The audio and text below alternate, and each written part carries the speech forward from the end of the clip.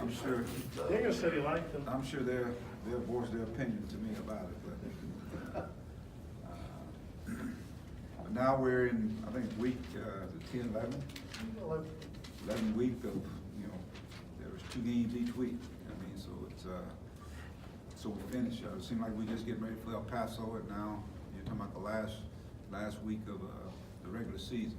And obviously you want to continue to play good basketball. We want to string some games together where our guys can play at a high level, confident, offensively, defensively, be efficient. And I think I just see more guys now having a much better understanding of the roles. And you just, and you can just see it on display in the Ole Miss game. I thought it was a game that went back and forth against a very good basketball team, and our guys, they hung in there and talked about making plays in games that are gonna, in SEC play. SEC play is, it's a thin line between winning and losing. And so it was good to see us actually make plays defensively, offensively, and made some big free throws. Dan made a couple of big free throws going down the stretch. So hopefully we can continue to take that mindset into playing against the Vanderbilt team that we played early in the year and made a shot there at the end and had a defensive stop there to win here. It's a team, obviously, space is really, really important in their offensive scheme. Shoot a lot of threes, they get to the basket. We got to do a really good job of finding the shooters and forcing them off the line at the same time, keep them out the paint and keep them off the free throw line. So, and then on the offense end, we've got to continue to execute offensively. Dan had a big game against them. We thought we had an advantage, and we took advantage of getting the ball into him inside, and he was able to make some plays. But we're gonna have to make some shots as well as be good defensively for 40 minutes, and that's got to be the key for 40 minutes. Thank you. Wow. It's an upset. Just with Vanderbilt's ability to shoot the 3 and the problems Auburn gave you, just kind of what's the concern about 3-point defense for this game? I think it's got to be going in. It's got to be the primary goal is to keep them off the line. I think they also do a good job of getting to the hole and spacing the floor and screen and roll and cut to the basket. We got to be with the shooters, and we got to force them off the line. We did a pretty good job here. Out there in the second half, I thought we lost guys. So it's a team we played, and they're familiar with us, and we're in them. But we lost some guys early on, like I think Saban Lee made some shots, Talia made some shots, where we left them wide open. We had some broke down assignments. So we can't afford to have none of that. So our guys got to be connected on defense. And I believe we really are doing a much better job defensively now than we were then. We're talking, communicating, switching with a purpose if we're going to switch. And again, make them take tough shots, and we got to come up with the rebound.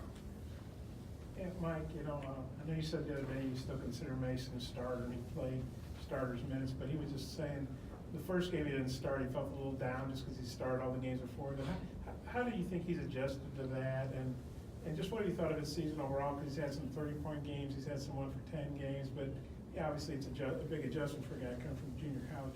I think you said it right there.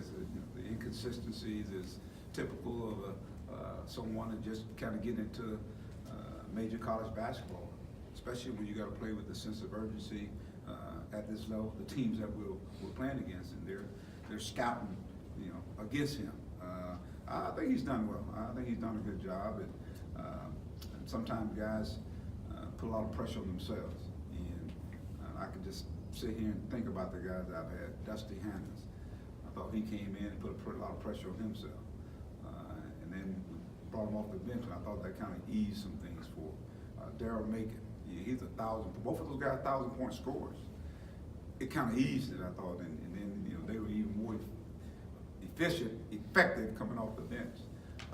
So whether they start or not, I think he's had an opportunity to do that, and he may be starting next year. I don't know. But he was really efficient the other night. I thought that was one of his better basketball games the other night. I think he played 29 minutes, 22 points, and high field goal percentage, and I thought he played the game the right way. Did you get a sense he was a little down the first time he didn't start? Now he's adjusted to it? Or? Did I, what now? Did you get a little sense that, I think the first game, the A&M, he didn't play real well. He didn't respond. Yeah, have you got a sense that he's kind of adjusted to it and figured it out? We'll see. He did that game, so we'll see the next game. I think, again, I think he's understanding, what his role is for our basketball team. I mean, whether he starts or not, he's a guy that can actually score for us. So, and you also see him now making nice passes. I think he gave Dan a very nice alley-oop pass and a couple other passes. So, again, now he gets a chance to play the game, the way we envision him playing. Mike, to branch off of that, having Gabe and Desi in that starting lineup, what have you liked out of that? And again, is that something you might continue down the road? I tell you what, I watched the game and I just saw something right there at the end. When Gabe made that stop, when he got that ball, I mean, just the passion, the grit, the enthusiasm, just making that kind of play. And obviously he made other plays in the game. Same way with Desi. We get a 10-second count, man. I mean, it's like to the fan, let's go. And that to me that's contagious. When you can start getting that energy, that kind of enthusiasm, that passion. And I think that's something that has been missing. That's that blue collarness, I call it. They play to win, and so to me it was good to see that, and I think that's what they bring to the table. I really do, and then I think it just spearheads into our team. You can see it with Daniel. You can see it with Jalen Harris. I think that's the fastest, the quickest I've seen Jalen play in a while. He played with a lot of energy, and he was rested going down the stretch. So. Again, we're getting guys understand their roles, and what that does now, it lets those guys get some breathers. When Reggie comes in and gives us some good minutes, when Adriel comes in and gives us good minutes. Now, I think we're a little fresher, hopefully going down the stretch. When you're looking at making that change, that Desi and Gabe stuck out to you because of that blue collar mentality, what they've been able to do when they've been on the court? I just think you got to have balance. There's some white collar guys and some blue collar guys. Then some guys can do both. I like the guys who can do both, but at the same time, I think, where our team is right now, I think we needed that. Mike, you look at Vandy, and, they took Tennessee to overtime. They played you guys right down to the wire. Rick Barnes said today on the SEC call, hey, I think they're going to beat somebody. And there's only two games left, and you're one of them. How much do you worry that Vandy's bound to break through and beat somebody? And do you worry about pressure on your guys? Because nobody wants to be the team that loses to the team that hadn't won any SEC game. Well, I'm more interested in what we're doing in terms of how we're playing and getting prepared for a team we played early in the year, and knowing that it went down to the wire.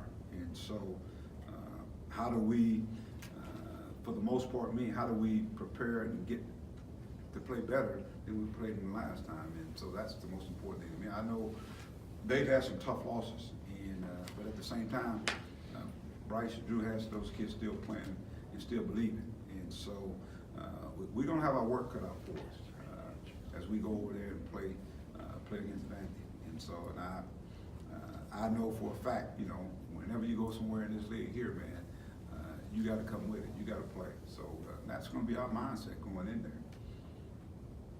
Coach, last two games, your team's really stopped turning the ball over. What's been the biggest key to that compared to when they were in the It's something we addressed. I think we addressed it, and live ball turnovers. That's what's been really hurting us. And it's like they took place in the second half. And even in the Vanderbilt game, we had a bunch of live ball turnovers.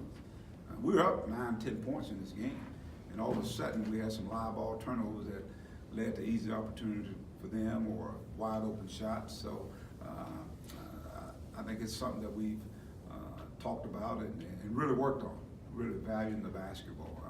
My team's always valued the basketball, but with a young team, that's the first thing that goes, the ball security. So I think it's just something that's bringing attention to it, and our guys are doing a much better job of making the right plays, the right decision with the basketball, and not trying to do it individually. I think a lot of it came because it was, sometimes when adversity takes place on the floor, you revert back to who you are. And some of those guys were trying to play hero ball, trying to do it themselves. And so now, we had 20 assists, I think, in the game the other night. And that's, to me, is how the game should go. You share the basketball, hit the open guy, pass it up for maybe a very good shot for a great shot.